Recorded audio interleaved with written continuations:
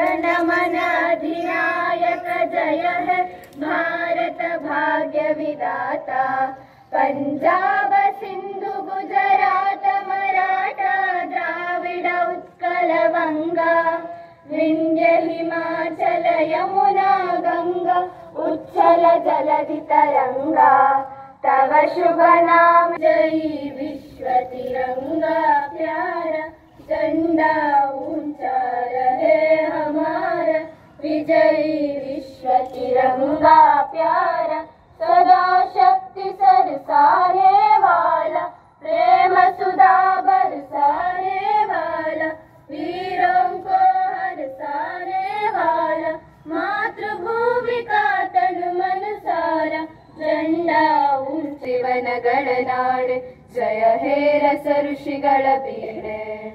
ಭೂದೇವಿಯ ಮಕುಟದ ನವಮಣಿಯೇ ಗಂಧದ ಚಂದದ ಹೊನ್ನಿನ ಗಣಿಯೇ ರಾಘವ ಮಧುಸೂದನರವತರಿಸಿದ ಭಾರತ ಜನನಿಯ ತನುಜಾತೆ। ಜನನಿಯ ಜೋಗುಳ ವೇದದ ಘೋಷ ಜನನಿಗೆ ಜೀವವು ನಿನ್ನಾವೇಶ ಹಸ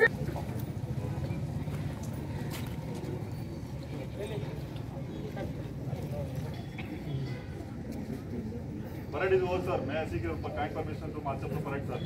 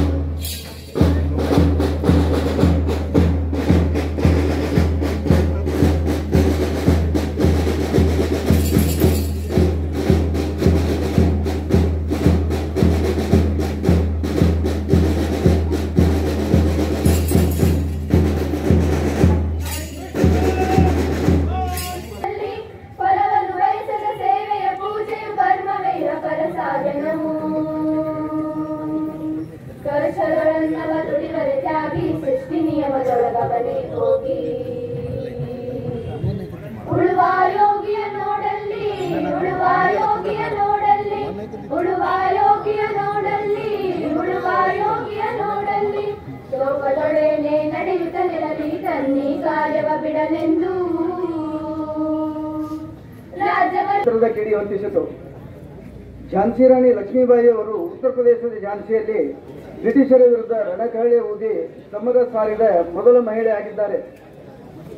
ನಂತರ ದೇಶದ ಪ್ರತಿ ಹಳ್ಳಿಯಲ್ಲಿಯೂ ಸ್ವಾತಂತ್ರ್ಯದ ಕಿಚ್ಚು ಹೆಚ್ಚಾಗ್ತಾ ಹೋಯಿತು. ನಮ್ಮ ತಾಲೂಕಿಗೆ ಹೊಂದಿಕೊಂಡಿರುವ ಶಿವಮೊಗ್ಗ ಜಿಲ್ಲೆಯ ಸಾಗರ ತಾಲೂಕಿನ ಈಸೂರು ಎಂಬ ಗ್ರಾಮದಲ್ಲಿ ಅಲ್ಲಿ ರೈತರಿಂದ ಕೂಡ ಸ್ವಾತಂತ್ರ್ಯ ಚಳವಳಿ ಪ್ರಾರಂಭ ಆಯಿತು. ನಾವು ರಕ್ತ ಕೊಟ್ಟೇವೆ, ಆದರೆ ಸ್ವಾತಂತ್ರ್ಯವನ್ನು ಬಿಟ್ಟುಕೊಡುವುದಿಲ್ಲ ಎಂಬ ಘೋಷಣೆಯೊಂದಿಗೆ ಹೋರಾಟ ಪ್ರಾರಂಭ ಆಯಿತು.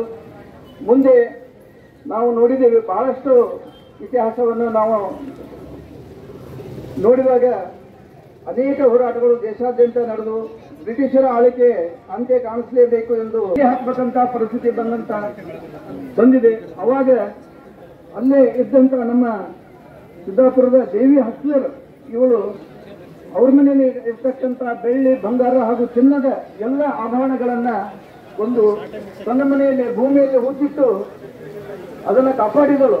ಹಾಗೂ ಅವರು ಜೈಲಿನಿಂದ ವಾಪಸ್ ಬಂದ ನಂತರ ಅವಳಿಗೆ ಪರತ್ ಮುಟ್ಟಿಸಿದ್ಲು ಅಂತೇಳಿ ಇತಿಹಾಸದಲ್ಲಿ ದಾಖಲಾಗಿದೆ. ಆದ್ಯ ಕರ್ತವ್ಯವಾಗಿದೆ. ಬೇಡ್ಕಣಿಯ ಚೌಡಾ ನಾಯಕ್ ಅವರು ಈ ಕಾಲದಲ್ಲಿ ಜನರನ್ನು ಜಾಗೃತಿಗೊಳಿಸಿದ್ರು. ಸಿದ್ದಾಪುರ ತಾಲೂಕಿನ ಸ್ವಾತಂತ್ರ್ಯ ಹೋರಾಟಗಾರರ ಪಾತ್ರ ಸ್ಮರಣೀಯ.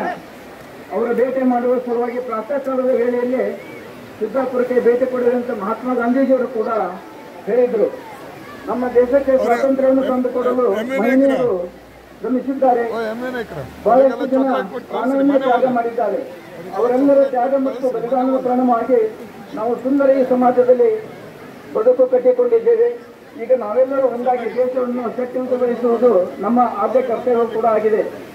ಈ ಸಂದರ್ಭದಲ್ಲಿ ಜಗತ್ತೇ ಮೆಚ್ಚುವಂತ ವಿಶಿಷ್ಟವಾದ ಸಂವಿಧಾನ